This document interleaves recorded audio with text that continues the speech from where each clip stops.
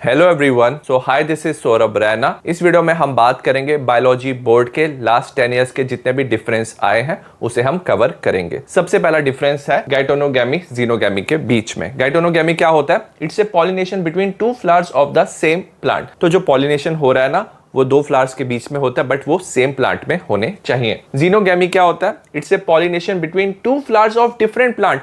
तो different plant के जो फ्लावर्स है उसके बीच में पॉलिनेशन होता है जीनोगैमी में। It does not lead to genetic variation in progeny, क्योंकि सेम प्लांट में फ्लावर है ना, तो जेनेटिक वेरिएशन नहीं आता है। वेयर जीनोगैमी में क्या होता है? It leads to genetic variation in the progeny, क्योंकि डिफरेंट फ्लावर में पॉलिनेशन हो रहा है तो इसमें जेनेटिक वेरिएशन आता है। सेकेंड डिफरेंस है wind pollinated flower and insect pollinated flower के बीच में।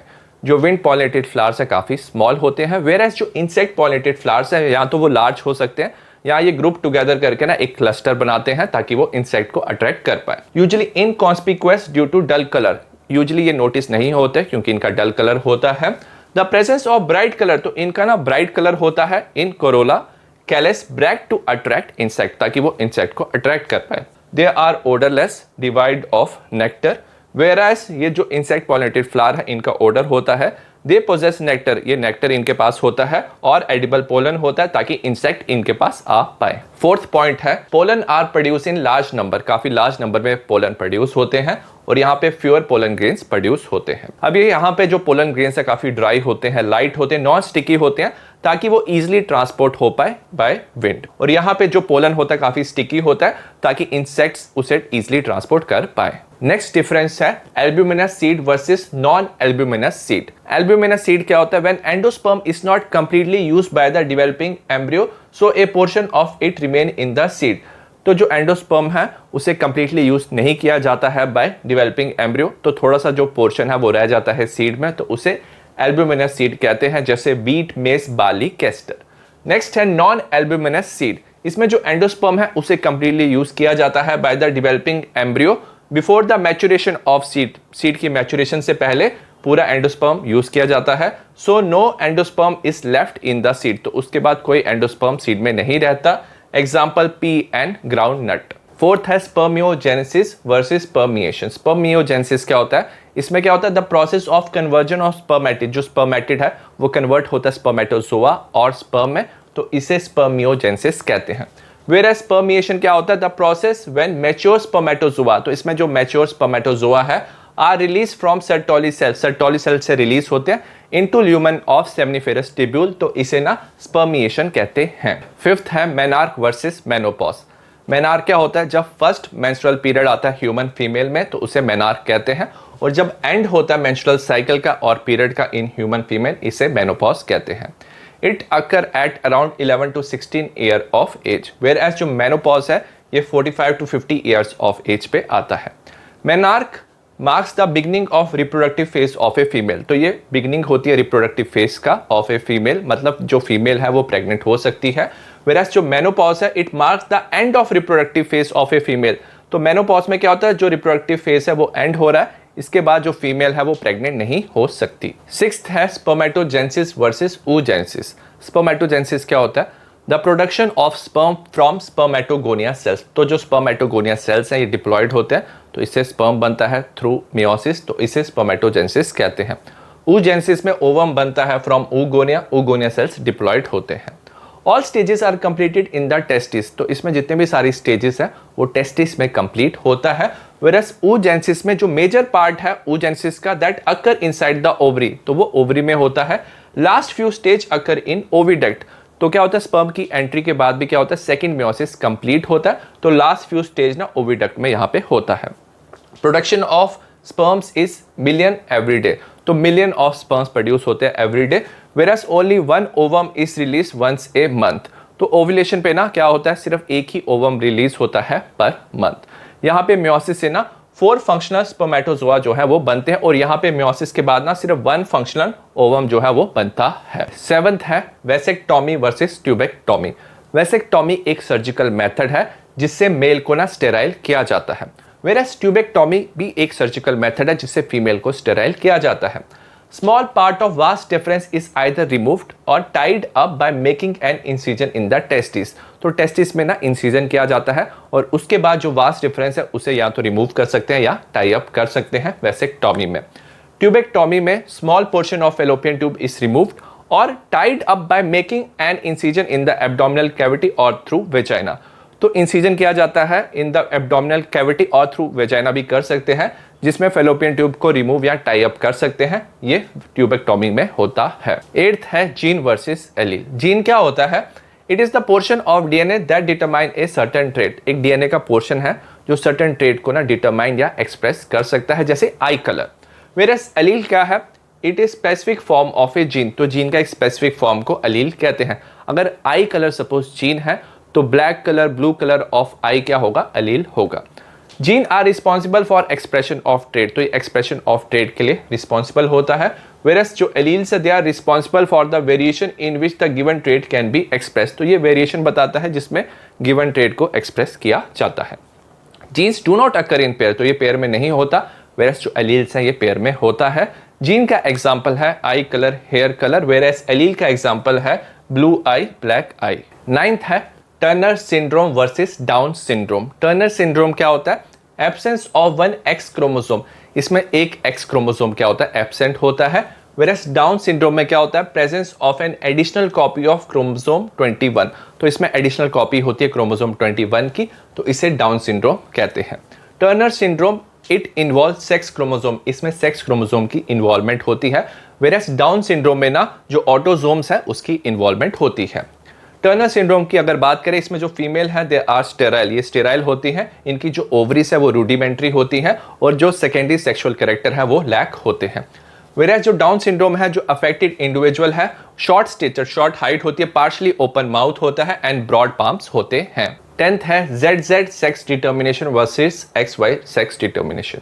जो ZZ सेक्स डिटर्मिनेशन है इसमें फीमेल क्या होता है? हिट्रोगैमेटिक होता है, मतलब different type of gamete produce करता है। They produce 2 type of gamete. एक गैमीट में ना Z क्रोमोसोम होता है और एक में W क्रोमोसोम होता है। वेरएज जो मेल्स हैं वो होमोगैमेटिक होते हैं, वो ना एक ही तरह का गैमीट प्रोड्यूस करते हैं जिसमें Z क्रोमोसोम होता है। Example birds. Whereas XY sex determination क्या होता है? जो मेल है हेट्रोगैमेटिक होता है। ये 2 तरह के गैमीट प्रोड्यूस करते हैं, एक में X क्रोमोसोम होता है, एक में Y क्रोमोसोम होता है। फीमेल क्या होते हैं? होमोगैमेटिक होते हैं। ये एक ही तरह का गैमीट प्रोड्यूस करते हैं जिसमें X क्रोमोसोम होता है। एग्जाम्पल है ह्यूमंस एंड ड्रोसोफिला। 11th है हीमोफीलिया वर्सेस थैलीसीमिया। जो हीमोफीलिया है ये एक सेक्स लिंक्ड रिसेसिव डिसऑर्डर है, वेरएज जो थैलीसीमिया है ये ऑटोसोमल लिंक्ड रिसेसिव डिसऑर्डर है। तो इसमें सेक्स क्रोमोसोम इन्वॉल्व होते हैं, इसमें ऑटोसोम इन्वॉल्व होते हैं और दोनों में रिसेसिव जीन की प्रेजेंट होने की वजह से ये डिसऑर्डर होते हैं। इसमें जो सिंगल प्रोटीन है जो इन्वॉल्व होता है इन क्लॉटिंग ऑफ ब्लड, ये अफेक्ट होता है तो ब्लड क्लॉटिंग नहीं होता, तो blood does not clot. Whereas thalassaemia में defect in the synthesis of globin chain. जो ग्लोबिन चेन होती है अल्फा बीटा ग्लोबिन जो हीमोग्लोबिन में प्रेजेंट होता है, तो उसकी सिंथेसिस में डिफेक्ट होता है, lead to formation of abnormal haemoglobin. तो एबनॉर्मल हीमोग्लोबिन बनता है। एज ए रिजल्ट जो हीमोग्लोबिन है वो ज्यादा ऑक्सीजन कैरी नहीं कर पाता और ना बॉडी में क्या होता है? एनीमिया हो जाता है। It result in anaemia. 12th है यूक्रोमेटिन वर्सेस हेट्रोक्रोमेटिन। यूक्रोमेटिन क्या होता है? These are the region where chromatin is loosely packed.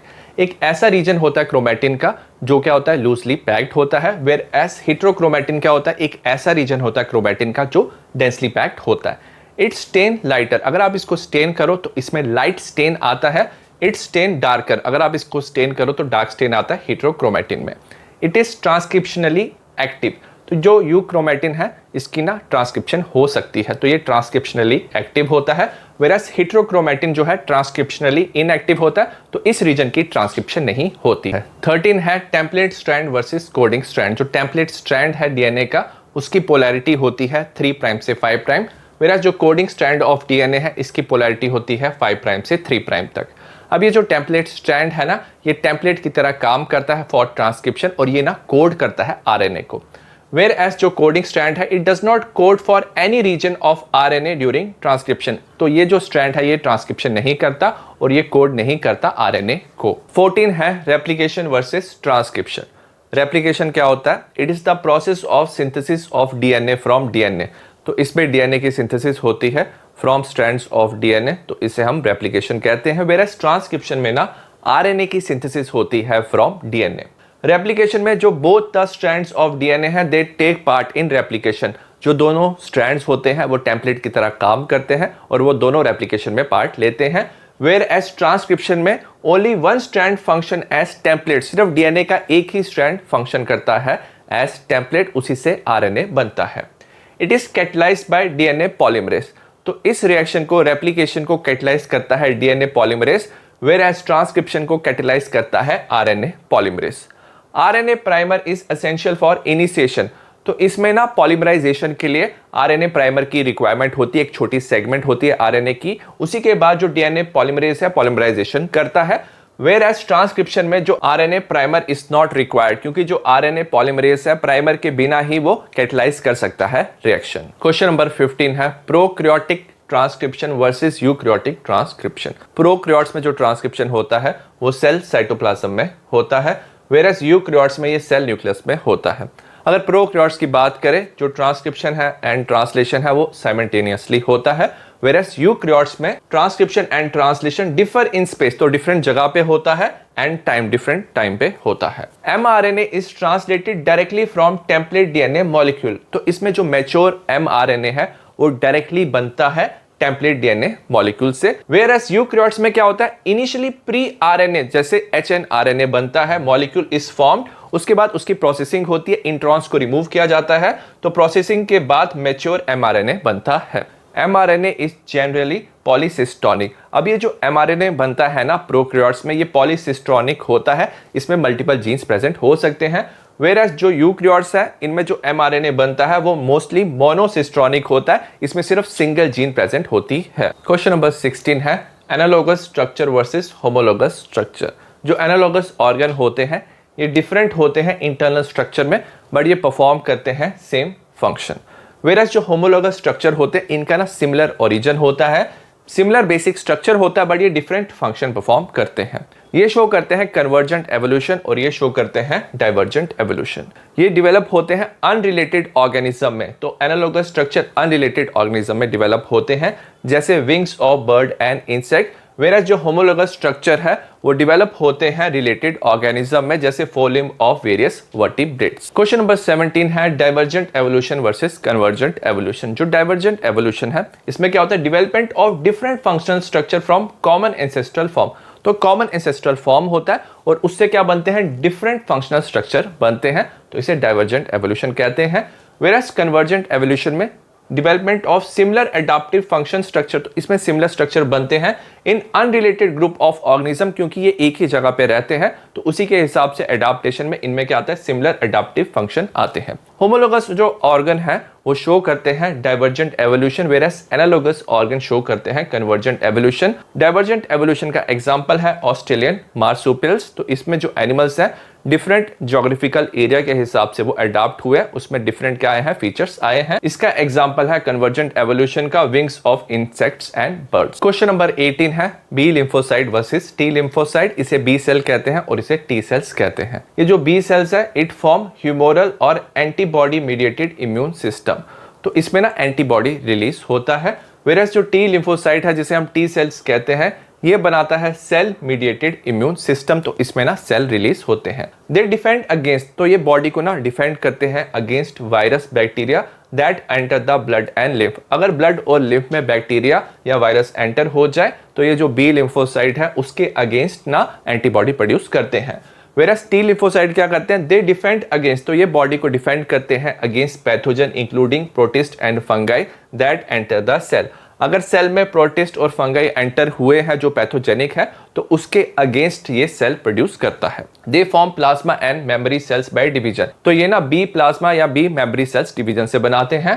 Whereas T lymphocytes में क्या होता है, they form T helper cell बना सकते हैं, किलर सेल बना सकते हैं या टी सप्रेसर सेल बना सकते हैं बाय डिवीजन। क्वेश्चन नंबर 19 है active immunity versus passive immunity. Active immunity क्या होता है, it is develop when the person own cell produce antibodies, तो इसमें पर्सन के खुद के सेल्स एंटीबॉडीज प्रोड्यूस करते हैं इन रिस्पॉन्स टू इन्फेक्शन और वैक्सीन, तो इसे हम एक्टिव इम्यूनिटी कहते हैं। वेयरएज पैसिव इम्यूनिटी क्या होता है, it is develop when antibodies are produced in other organism. तो इसमें ना जो एंटीबॉडीज हैं दूसरे ऑर्गेनिज्म में प्रोड्यूस किया जाता है and are injected into a person to counteract antigen such as snake venom. Suppose एक पर्सन में कोई एंटीजन है जैसे स्नेक वेनम, तो इससे ना काउंटर एक्ट करने के लिए ना वो एंटीबॉडीज ना उस पर्सन में इंजेक्ट किया जाता है। अब ये जो एक्टिव इम्यूनिटी है ये प्रोवाइड करता है relief only after long period, whereas passive immunity जो रिलीफ प्रोवाइड करता है वो इमीडिएटली होता है। इसके ना नो साइड इफेक्ट होते हैं, वेयरएज पैसिव इम्यूनिटी के साइड इफेक्ट हो सकते हैं क्योंकि दूसरे पर्सन से एंटीबॉडीज लिए हैं। इट इज लॉन्ग लास्टिंग, तो उम्र भर ना इसकी जो इम्यूनिटी है एक्टिव इम्यूनिटी वो रहती है, वेयरएज जो पैसिव इम्यूनिटी है it is not long lasting. Question number 20 है malignant tumour versus benign tumour. जो मैलिग्नेंट ट्यूमर है it spreads to other organ of the body, तो ये बॉडी के डिफरेंट ऑर्गन में ना स्प्रेड हो सकता है, वेयरएज जो बेनाइन ट्यूमर है it remain confined to the affected organ, तो ये सिर्फ अफेक्टेड ऑर्गन में ही रहता है। मैलिग्नेंट ट्यूमर का जो रेट ऑफ ग्रोथ है यूजुअली रैपिड होता है, काफी फास्ट होता है, वेरस बेनाइन ट्यूमर का जो रेट ऑफ ग्रोथ है काफी स्लो होता है। मैलिग्नेंट ट्यूमर कैंसरस होता है और ये नॉन कैंसरस होता है। The cancer cell migrate to other side of the body, तो इसमें जो कैंसर सेल है अदर पार्ट ऑफ बॉडी में माइग्रेट करते हैं और न्यू ट्यूमर स्टार्ट करते हैं, इसे मेटास्टेसिस कहते हैं। It cause limited damage to the body, whereas जो बेनाइन ट्यूमर है ये लिमिटेड डैमेज कॉज करता है बॉडी को। क्वेश्चन नंबर 21 है expanding age pyramid versus stable age pyramid. This type of graph has triangular shape, तो इसमें जो ग्राफ बनता है उसकी ट्रायंगुलर शेप होती है। This type of graph has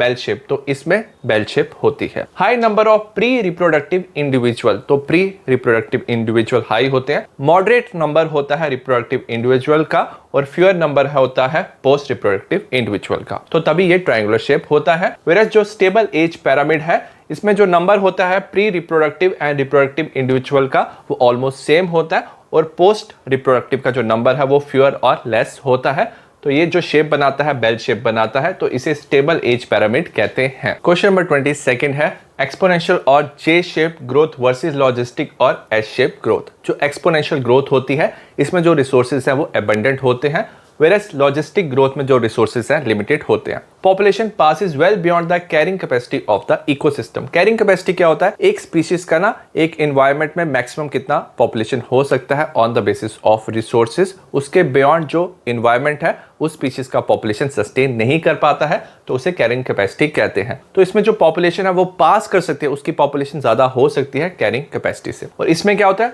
population seldom grow beyond the carrying capacity of ecosystem, तो इसमें जो पॉपुलेशन है वो ग्रो नहीं करता है कैरिंग कैपेसिटी से ज्यादा। इसमें जो ग्रोथ है काफी रैपिड होती है, उसमें जो ग्रोथ है काफी स्लो होती है। It occur in fewer organism, कुछ ऑर्गेनिज्म में होता है जैसे एल्गल बूम, और ये मोस्टली कॉमन होता है सारे ऑर्गेनिज्म में जैसे member of wild life. Question number 23 है पैरासिटिज्म वर्सेस कॉम्पिटिशन।